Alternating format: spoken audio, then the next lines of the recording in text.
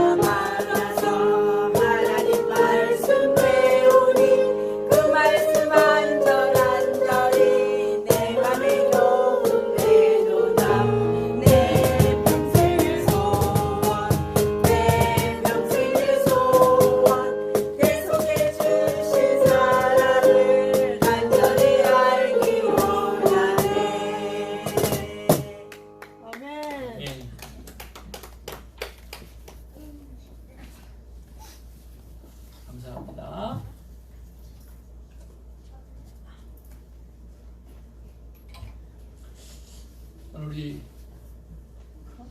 따로 나중에 환영의 시간 또 갖겠지만 사랑하는 이채성 권사님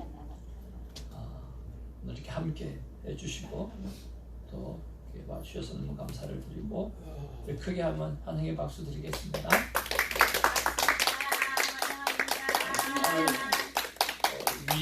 이원복 되시는 아드님하고 같이 함께 하기로 했는데 오늘 몸이 아프셔서 함께 하지 못했고요.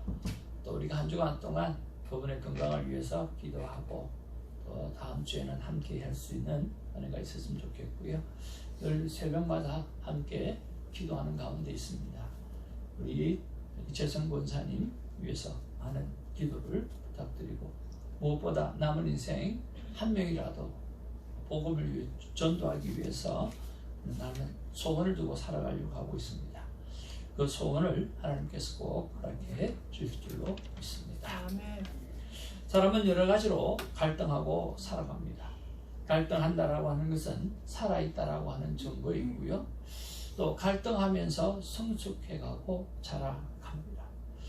어제 한 전도사님을 만났는데 그 전도사님께서 고민이 있다고 그러시면서 목사님, 교수님들과 많은 목사님들이 계시는 자리에서 제가 설교를 해야 하는데 목사님 설교할 때 뭐가 가장 중요한가요? 라고 물어보더라고요. 그래서 제가 그 전도사님에게 뭐라고 대답을 했을 것 같습니까? 그래서 전도사님에게 제가 이렇게 오히려 물어보았습니다. 전도사님, 설교는 뭐라고 생각하십니까? 아니, 설교할 때 뭘 중요하게 생각하느냐라고 물어봤는데 오히려 왜 저에게 설교가 뭐냐고 물어보십니까? 그렇게 얘기하더라고요. 설교는 하나님의 말씀이지요. 그래서 설교는 하나님의 말씀이지요. 그러면 최고로 좋은 설교는 뭘까요? 강단에 서서 본문의 말씀만 읽으면 최고의 설교죠. 그렇지 않나요? 하나님 말씀 그대로 전했잖아요. 더하지도 않고 빼지도 않고. 근데 설교를 본문만 읽고 내려오시는 분 계셔요? 아무도 없잖아요. 그러면 설교 본문 읽는 거 말고 썸띵 뭔가를 한다는 거죠. 그러면 설교가 뭐냐라고 하는 거죠. 그래서 도무지 전도사님이 이해를 잘 못해요. 설교가 뭔지 굉장히 당황했는 것 같아요. 그래서 제가 예를 들어드렸어요. 설교는, 예를 들면 설교는 요리입니다. 설교는 요리다. 전도사님의 설교를 다 듣고 누가 설교를 하고 나면 설교가 요리라고 정의하는 사람은 맛있는 것을 먹고 배불리 먹고 기분 좋게 돌아가는. 그래서 주일날 와서 설교 말씀을 듣고 나면 정말 정성 들여서 요리한 것을 정말 잘 먹고 영혼이 맑아지고 또 기분 좋게 행복하게 돌아가는 일이 매번 설교 후에 일어나는 거. 그랬을 때 설교는 요리가 될 수 있다라고 하는 거지. 이제 조금 전도사님 정신이 들었는가 봐요. 그러면서 고민하시더니 하시는 말씀이, 그러면 저는 설교는 생명입니다. 그렇게 이야기하더라고요. 오케이. 그러면 전도사님이 전도사님이 목사님들 앞에, 교수님 앞에서 설교하는 거니까 그분에게 생명이 되려고 하면 어떻게 설교하면 좋을까요?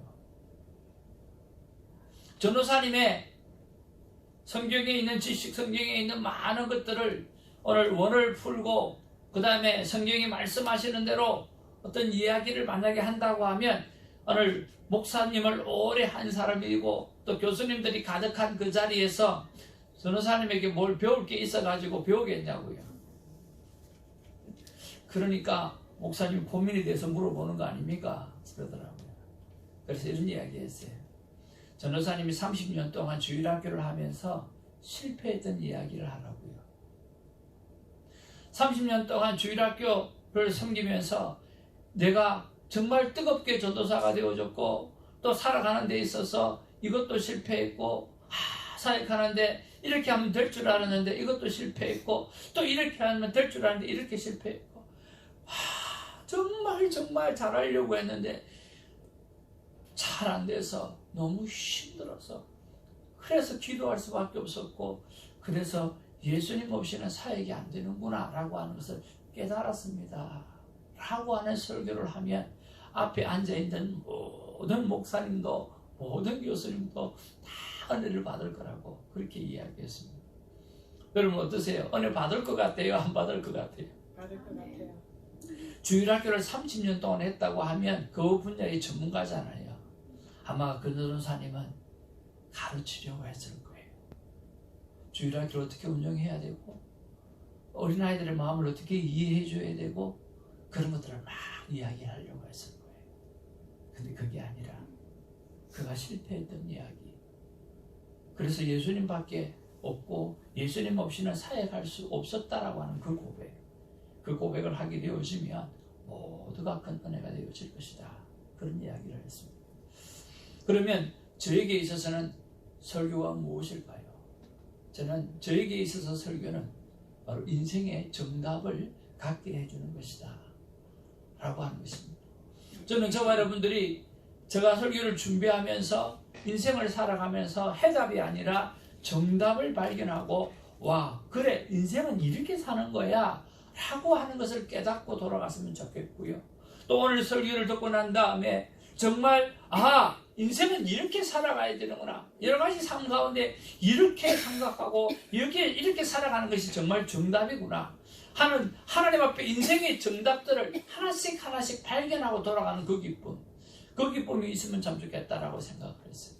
그래서 저의 설교의 항상 시작은 갈등입니다. 인생을 어떻게 살아가야 되는가라고 하는 갈등에서부터 시작되어지는 거죠. 여러분 인생을 어떻게 살아가야 됩니까? 내 생각이 옳은 대로 살아가야 됩니까?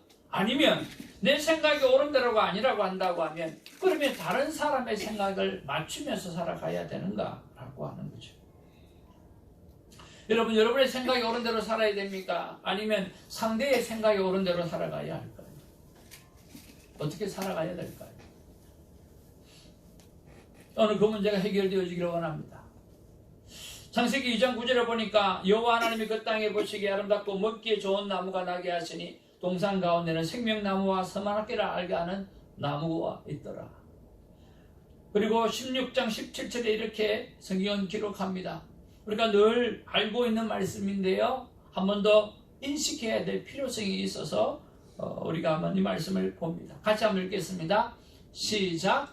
여호와 하나님이 그 사람에게 명하여 이르시되 동산 각종 나무의 열매는 내가 임의로 먹되 선악을 알게 하는 나무의 열매는 먹지 말라. 내가 먹는 날에는 반드시 죽으리라 하시니라.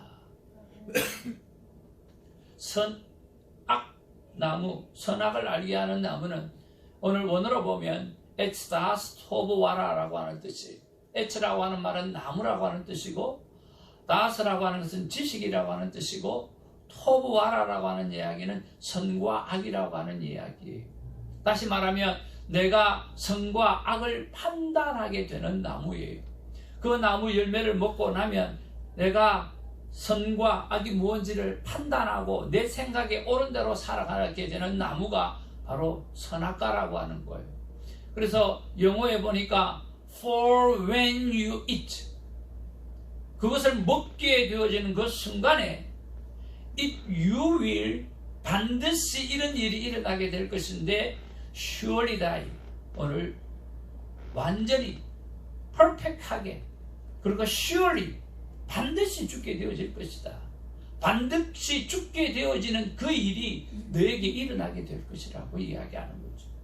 그러니까 내 생각에 옳은 대로 살면 너는 반드시 죽게 되어지는 그런 일이 일어나게 될 것이라고 하는 거죠.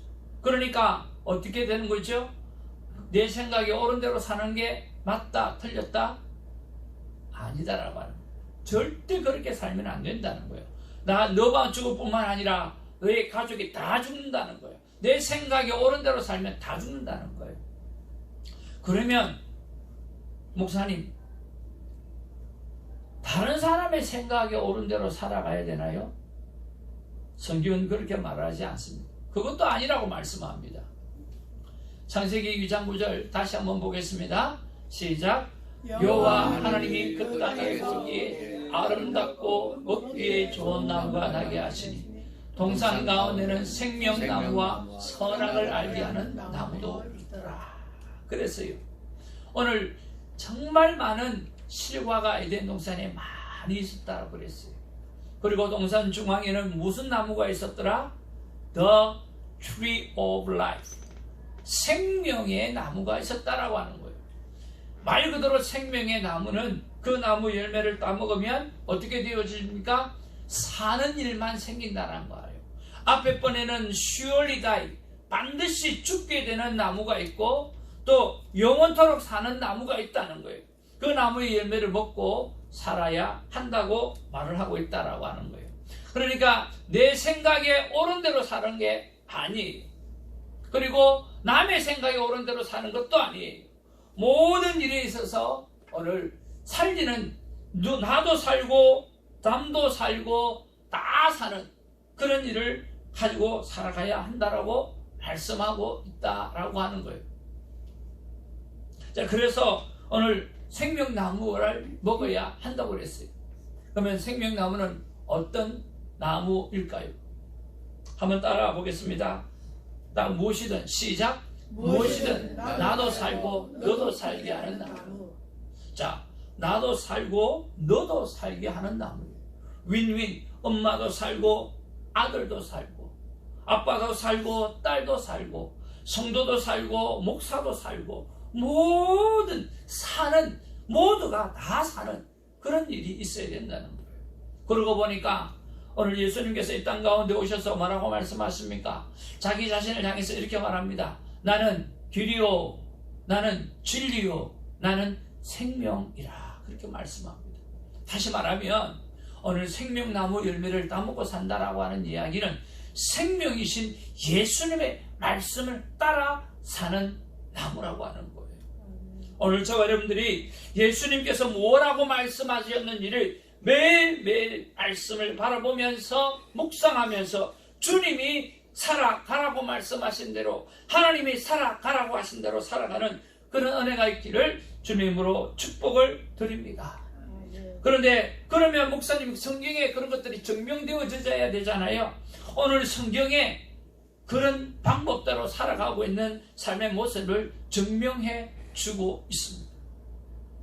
자, 보니까 이 여러 날 후에 여장을 꾸려 예루살렘으로 올라갈새 가이사랴에 몇 제자가 함께 가며 한 오랜 제자가 구브로 사람 나손을 데리고 가니 이는 우리가 그의 집에 머물려 함이라. 오늘 본문의 말씀해 보니까 자기 살기도 바쁜데 사명자의 길을 함께하는 삶을 볼 수가 있어요. 얼마나 자기 삶을 바쁘겠습니까? 그런데 오늘 사도 바울이 예루살렘으로 올라갈 때 사도 바울과 함께 사명자의 길을 걸어가주는, 함께 동행해주는 사람이 있어요. 또 동행해 줄 뿐만 아니라 구브로 사람 나손을 데리고 갔는데 그 나손은 그 집에서 머물게 하기 위해서라고 말씀하고 있어요. 사랑하는 성도 여러분, 함께 한다라고 하는 것 얼마나 큰 위로가 되는 줄 모릅니다. 바울에게 일어나 얼마나 큰 힘과 위로가 되어졌을까요? 이번에 21일 새벽 부흥회를 하는데요, 우리 21명의 목사님을 쫙 소개하는 그런 시간이었어요. 근데 한 분 목사님이 이렇게 말씀하시더라고요. 저는 목사가 되어서 새벽에 새벽 예배를 드리면서 혼자 하나님을 너무나 사랑했고 하나님을 사랑하는 가슴이 내 안에 있었기 때문에 혼자 새벽 기도를 꾸준히 할 수 있었다고 생각을 했다는 거예요. 그런데 진짜 해보니까 혼자 못하겠더라는 거예요. 근데 성도가 한 명이라도 나오니까 이게 새벽 기도를 할 수 있게 되더라는 거예요. 참, 목사가 이렇습니다. 그렇게 고백하면서 함께 하는 것이 얼마나 큰 힘이 되고 함께 하는 것이 서로의 영성을 키워나가는 데 있어서 얼마나 얼마나 큰 힘과 위로가 되는 줄 모르겠다고. 오늘 21일 동안 저는 우리 교회의 새벽 예배를 정말 회복하기를 원합니다. 함께하는 기도하는 사람이 일어나기를 원합니다 하면서 그 목사님이 인사를 하더라고요. 어떤 분이 나와서 제가 개척을 한 지 7개월 되었습니다 라고 하니까 앞에 있는 분들이 다 아휴 7개월 되었구나 하는 그런 마음을 했어요. 그 다음 목사님 딱 올라오더니 하시는 말씀이 저는 한 달 적습니다. 6개월 됐습니다. 아직도 우리는 6개월 동안에 공원에서 예배를 드리고 있습니다. 그렇게 이야기를 하더라고요. 그러면서 이 목회를 꾸려나가기 위해서 21일 동안의 새벽 예배가, 새벽 부흥회가 우리 교회를 부흥시키는 불쏘시개가 됐으면 좋겠습니다. 그렇게 고백을 하더라고요. 여러분, 함께 한다라고 하는 사실 말입니다. 정말 큰 힘과 위로가 되어집니다. 우리 옆에 분에게 인사 나누겠습니다. 함께 해주셔서 감사합니다. 늘 저와 여러분 곁에 외롭게 홀로 있는 분이 있다고 하면 여러분 함께 해주시기를 바랍니다. 그것이 생명의 산인 것입니다. 오늘 성경에 그 방법대로 살아가는 모습이 또 있습니다. 17절, 18절입니다. 같이 한번 읽어보겠습니다. 시작. 예루살렘에 이르니 형제들이 우리를 기꺼이 영접하거늘 그 이튿날 바울이 우리와 함께 야고보에게로 들어가니 장로들도 다 있더라. 여러분, 오늘 어떤 일이 일어납니까? 바울의 일행을 사랑으로 맞이하는 환대하는 삶을 오늘 볼 수가 있어요. 여러분, 이 땅을 살아가면 외로운 사람들이 참 많습니다. 외롭게 우는 사람들이 참 많습니다. 그런데 이 바울의 일행을 정말 사랑으로 맞이하는 이 예루살렘 교회, 기쁨으로 맞이하는 이 예루살렘 형제들, 얼마나 기쁘고 감사합니다. 자, 이렇게 기쁨으로 맞이해 주니까 진정한 위로가 되어지고요. 여름날의 시원한 냉수처럼 오늘 시원한 그러한 환경들이 이루어진다라고 하는 거예요. 우리 목회자 수련회를 1박 2일 동안 갔는데요. 거기에서 이런 이야기가 나왔어요. 매월 우리가 첫째 주에 생일 축하를 하는데 우리 어떤 교회는 너무 이거 좀 숫자도 많고 좀 불편해지기 시작하고 그래서 우리는 안 하기로 했습니다 하고 안 한대요. 그때 한 목사님이 또 이런 이야기를 하는 거예요. 우리 교회는요 생일 축하 때문에 교인된 사람이 있어요. 그런 이야기를 하더라고요. 이게 무슨 말이냐고 하면 어떤 분이 한 분 워크인으로 교회로 오셨대요. 그래 그날 생일 축하하는 날인 거예요. 그래가지고 생일을 이제 알게 되었더니 바로 내일인 거예요. 월요일 날. 그래가지고 오늘 많은 사람들이 둘러서서 뭐 그분뿐만 아니라 그 달에 생일 당한 사람들에게 막 축하를 해주잖아요. 근데 그 사람이 그렇게 울더래요. 자기 평생에 이렇게 많은 사람 앞에 축하받아 본 적이 없다는 거예요. 너무 행복하다는 거예요. 그래서 당장 그 교회에 등록한 거 아니에요. 여러분 그렇지 않겠어요? 여러분 생일을 모르고 지나가는 사람도 되게 많아요. 따지고 보면 생일을 안 챙겨주고 살아가는 사람도 너무 많아요.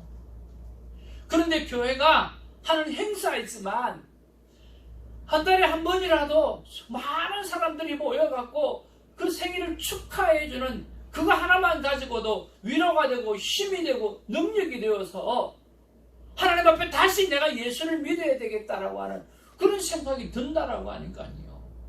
그러니까 저와 여러분들이 주위에 많은 사람들을 바라보면서 환대해주고 기뻐해주고 환영해주고 축하해주는 그런 일이 있기를 주님의 이름으로 축복을 드립니다. 아멘. 그것이 바로 생명나무 열매를 먹고 사는 거예요.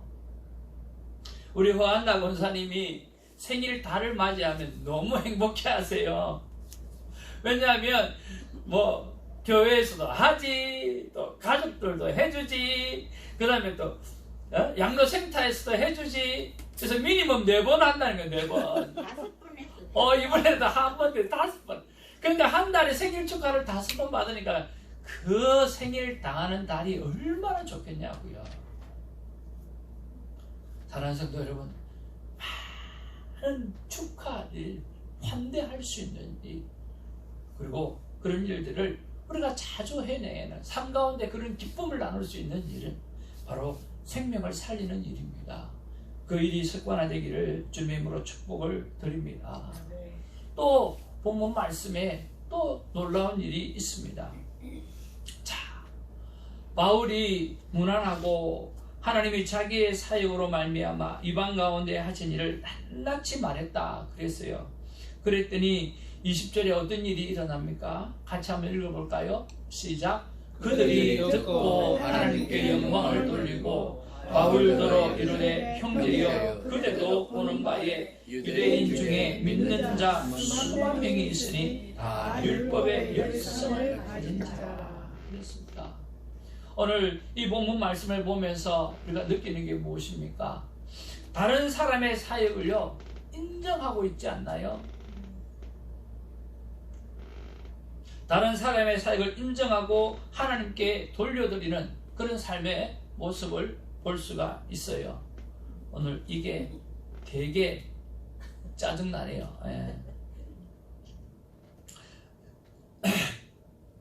오늘 다른 사람의 사역을 인정하고 하나님께 영광을 돌리는 그런 모습을 보고 있어요. 예루살렘 교회가 오늘 바울이 했던 그런 삶의 모습들을 바라보고 그렇게 하거든요. 사실은 유대인들은 자기들만 구원받는 줄 알았거든요. 그러면 바울이 이방인들 전도하는 문제에 대해서 별로 탕탑하게 생각 안 할 수도 있어요. 그런데 이방인의 복음의 사역들을 인정해주고 있어요. 예루살렘 교회가.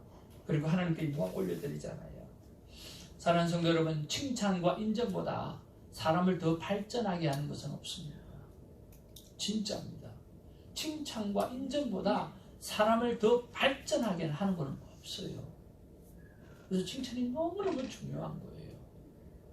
저는 우리 신집사님을 보면 어떻게 그렇게 테니스를 잘 칩니까?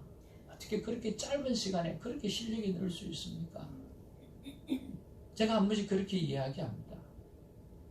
그러니까 신나서 더 하는 거예요. 마누라가 어떤 마음을 가지든지 신났어요.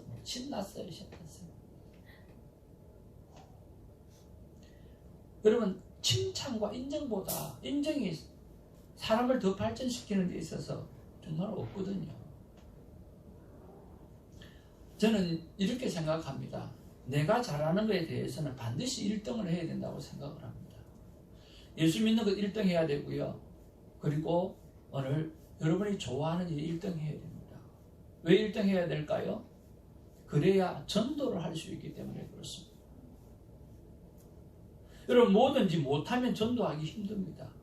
근데 뭐든지 잘하면요, 내가 겸손해서 그분을 복음을 전도하기가 너무너무 쉽습니다. 내가 테니스를 못 치는데 테니스를 잘 치는 사람을 전도할 수 있겠습니까? 쉽지 않습니다. 그런데 테니스를 잘 치니까 못 치는 사람들을 가르치면서 섬기면서 전도할 수 있다라고 하는 거죠. 칭찬과 인정보다 사람을 더 발전하는 것이 없고, 제가 요즘 우리 목사님들하고 한 번씩 배드민턴을 치는데 목사님들이 그렇게 이야기를 해요.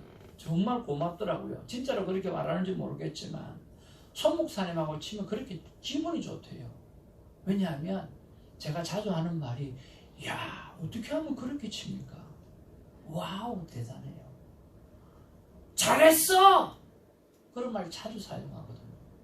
그러니까 이렇게 해라 저렇게 해라가 아니라 잘했다고 이야기하고 잘 친 것에 대해서는 어떻게 하면 그렇게 칠 수 있냐고, 어떻게 하면 그 짧은 시간에 그렇게 할 수 있냐고 늘 좋은 것만 이야기를 하니까 신이 난 거예요.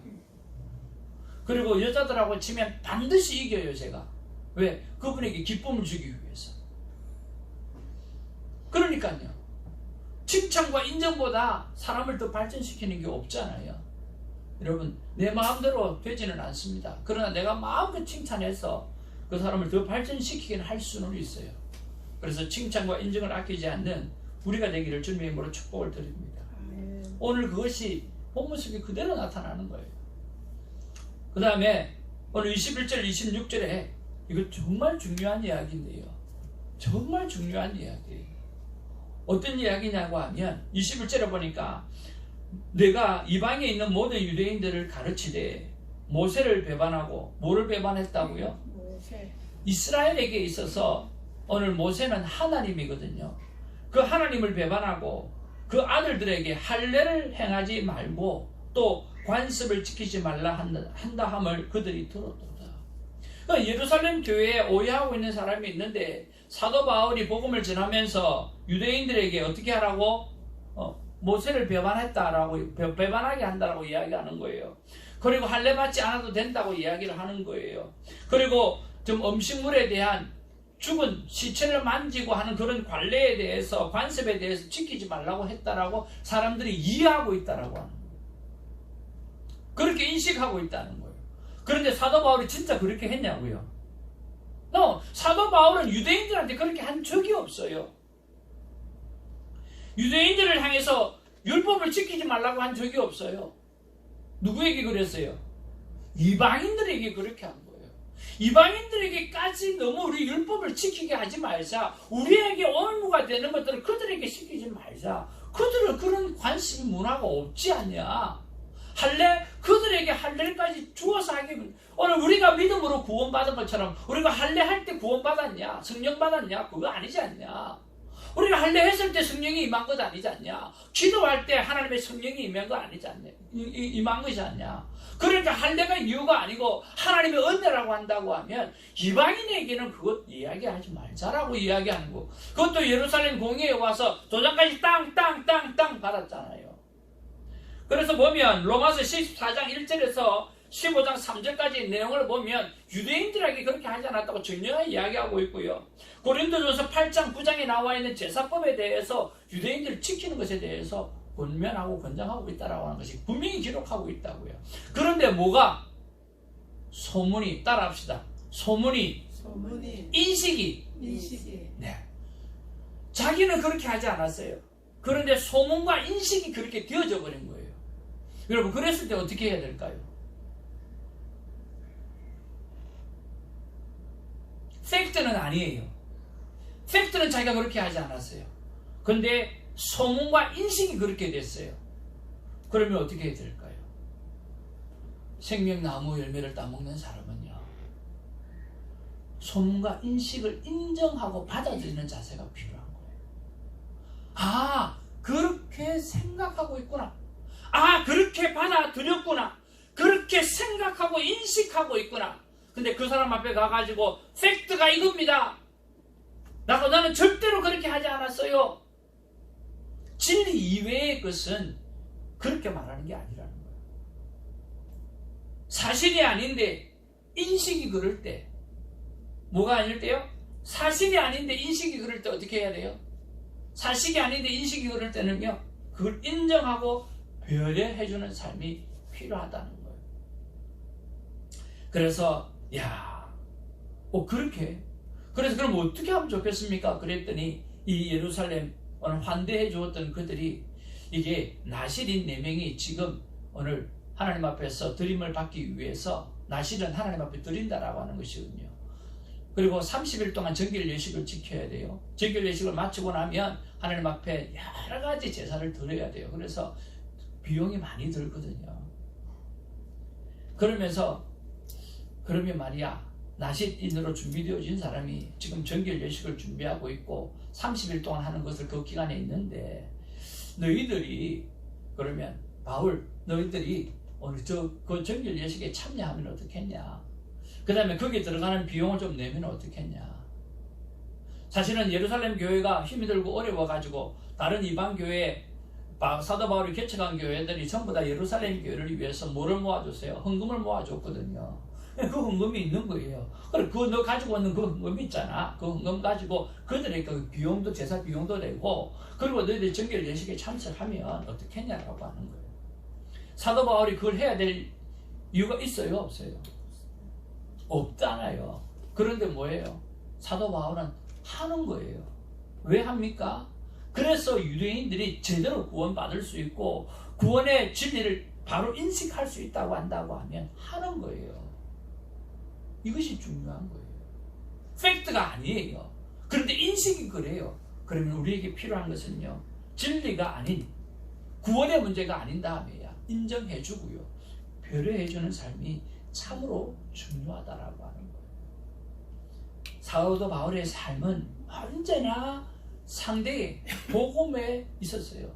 그래서 믿지 않는 영혼들을 향해서는요, 그들을 편한 대로 해주고, 그러나 그럼에도 불구하고 예수 그리스도가 너를 위해서 구원해 주이고 메시아라고 하는 것을 가르쳐주고 있고요. 유대인들을 향해서는 그런 관습을 행하지 않아도 상관없음에도 불구하고 행함으로 말미암아 그들이 구원의 자리에 더 가까이 갈 수 있다고 하면 그 일을 해내야 하는 거예요. 우리는 팩트로 살아갈 때가 너무 많아요. 사실이 그게 아니기 때문에 밝히고 살아가려는 사람이 너무 많고요. 사실이 그게 아니기 때문에 사실을 끝없이 알리려고 욕심 부릴 때가 너무 많다는 거예요. 아니요. 사실이 아닌데 인식이 그럴 때는 인정하고 배려하는 삶이 필요하다라고 하는 거예요. 이게 바로 생명나무 열매를 먹는 삶이에요. 예수님은 우리를 구원해야 될 조건이 하나도 없어요. 왜 그렇습니까? 죄는 우리가 지었거든요. 그게 팩트예요. 그런데 하나님은 우리를 구원하기 위해서, 죄지은 우리를 위해서 대신하여 십자가에 돌아가 주셨어요. 그게 아가파의 사랑이에요. 팩트, 사실대로 살지 않으셨어요. 죄는 우리가 지어서 우리가 죽어야 되는데 우리를 살리기 위해서 예수님이 대신 죽어주신 것이 기독교잖아요. 그런데 우리는 우리가 죽으려고 하지 않는 게 너무 큰 문제예요. 말씀의 결론을 맺겠습니다. 같이 한번 읽어볼까요? 시작. 나도 살고 상대도 살리는 방법은 내가 옳은 대로 사는 것도 아니고 또 상대가 옳다라고 하는 방법대로 사는 것도 아니고 하나님의 말씀이 옳다라고 하는 대로 생명을 살리는 데 순종하는 삶입니다. 여러분, 내가 옳은 대로 살지도 마시고요, 또 남이 옳다라고 하는 대로 그냥 따라도 살아가지 마시고요, 매일매일 하나님 말씀을 대하면서 하나님께서 원하시는 삶이 무엇인지, 어떤 것이 윈윈 할 수 있는 삶인지 생각하고 순종하는 삶을 살아드리는 우리가 되기를 주님의 이름으로 축복을 드립니다. 저는 예수님의 마음이 이렇다고 생각을 합니다. 나 하나님의 마음은 생명나무와 선악과 판단의 나무가 아담과 하와 앞에만 있는 것이 아니라 오늘 너의 삶 앞에도 있단다. 생명나무 열매를 선택하는 삶을 살았으면 참 좋겠다라고 하는 것이 하나님의 마음인 줄로 믿습니다. 여러분, 생명나무와 선악과 판단의 나무가 아담과 하와만의 사건이 절대로 아닙니다. 오늘 우리 앞에 있습니다. 선악과 따먹지 말고 여러분 생명나무 따먹으면서 여러분 모두가